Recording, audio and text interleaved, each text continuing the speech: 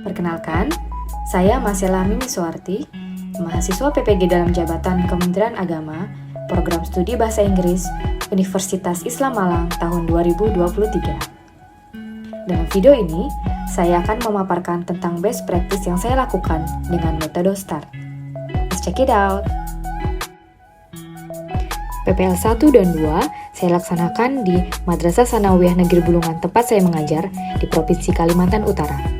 PPL Aksi 1 saya laksanakan pada Senin 27 Juni 2023, sedangkan PPL Aksi kedua saya laksanakan di Rabu tanggal 5 Juli 2023. Tujuan yang ingin dicapai dalam PPL Aksi 1 adalah melalui kegiatan pembelajaran yang menggunakan PBL dengan Scientific Approach dan TPACK, peserta didik diharapkan dapat berpikir kritis, teliti, dan kreatif dalam memahami, mengidentifikasi, menganalisis, membandingkan, menyusun teks khusus dalam bentuk pesan singkat dan pengumuman sesuai dengan konteks penggunaannya.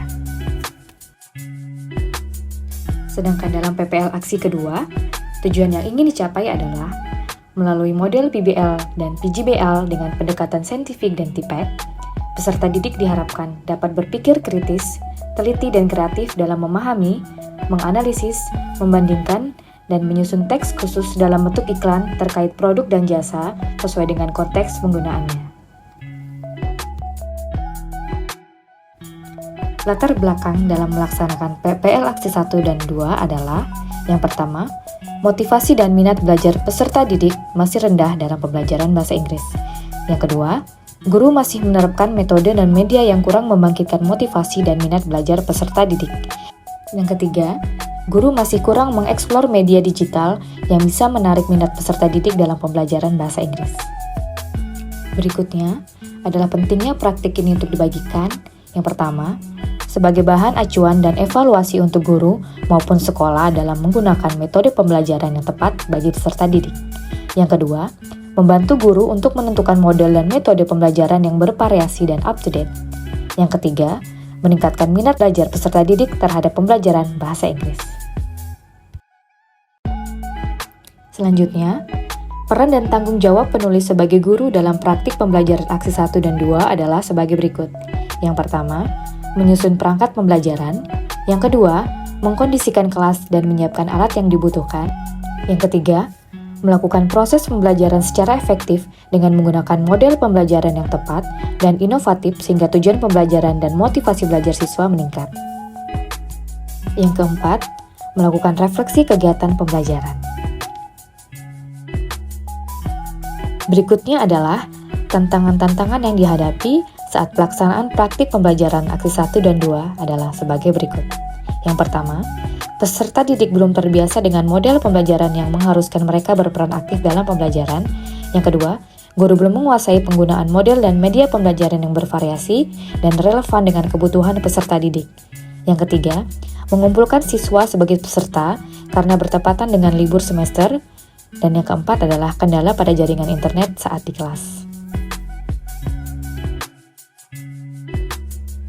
Berikutnya, pihak yang terlibat dalam pelaksanaan praktik pembelajaran Aksi 1 dan 2 adalah kepala sekolah, teman sejawat atau rekan-rekan guru, para peserta didik yang tergabung dalam tim Extracurricular English Club, teman-teman kelompok kelas PPG Bahasa Inggris A, dosen pembimbing, dan juga guru PAMO.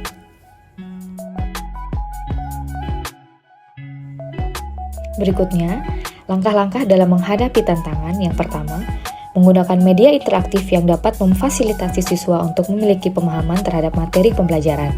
Yang kedua, penggunaan model dan media pembelajaran yang bervariasi dan relevan dengan kebutuhan peserta didik. Yang ketiga, meminta izin kepada kepala sekolah dan membuat surat izin yang disampaikan kepada orang tua siswa dan mengkondisikan peserta didik sebelum memulai pembelajaran. Yang keempat, terkait kendala sinyal pada beberapa handphone yang digunakan oleh peserta didik, penulis mencari solusi dengan menyediakan WiFi dengan melalui hotspot dari modem pribadi. Yang terakhir, meminta peserta didik mengunduh aplikasi tertentu sebelum pembelajaran dimulai untuk pembelajaran yang menggunakan aplikasi.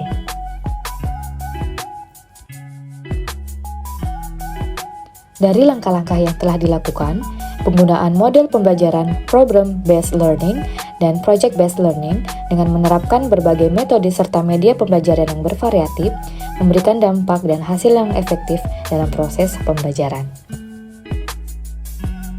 Dampak-dampak tersebut adalah: yang pertama, suasana belajar lebih menyenangkan. Yang kedua, motivasi belajar peserta didik meningkat sehingga mereka mampu secara individual dan berkelompok menyelesaikan masalah pada LKPD dengan baik. Yang ketiga, hasil nilai pada materi announcement dan advertisement juga terlihat bahwa peserta didik mampu memperoleh nilai yang cukup baik. Yang keempat, sebanyak 80% peserta didik terlihat aktif dan bersemangat selama mengikuti kegiatan pembelajaran. Yang kelima, kepala sekolah, teman sejawat, dan rekan-rekan guru memberikan respon positif. Yang keenam, dosen dan guru pamong yang merespon positif kegiatan dengan memberikan kritik dan saran agar kekurangan dalam kegiatan belajar dapat teratasi.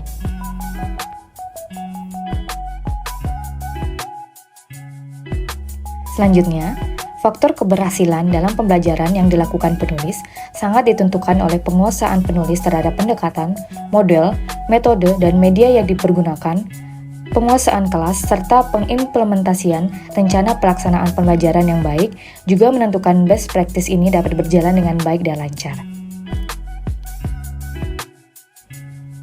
Pembelajaran dari keseluruhan best practice ini antara lain, penulis sebagai guru menjadi terampil dalam mengoptimalkan penggunaan pendekatan, model, metode, dan media-media pembelajaran berbasis teknologi yang dapat menarik minat peserta didik dalam pembelajaran bahasa Inggris, sehingga tujuan pembelajaran yang sudah disusun dapat tercapai dengan baik. Berikut ini adalah hasil refleksi PPL Aksi 1 dan PPL Aksi 2 yang diisi oleh peserta didik melalui Google Form.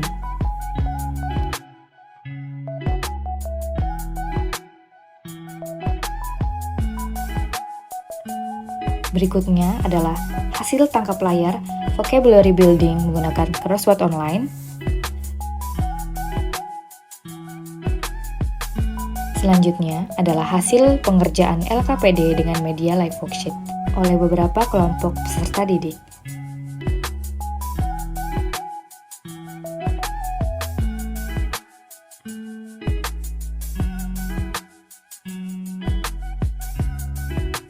Berikutnya adalah desain poster iklan menggunakan media Canva.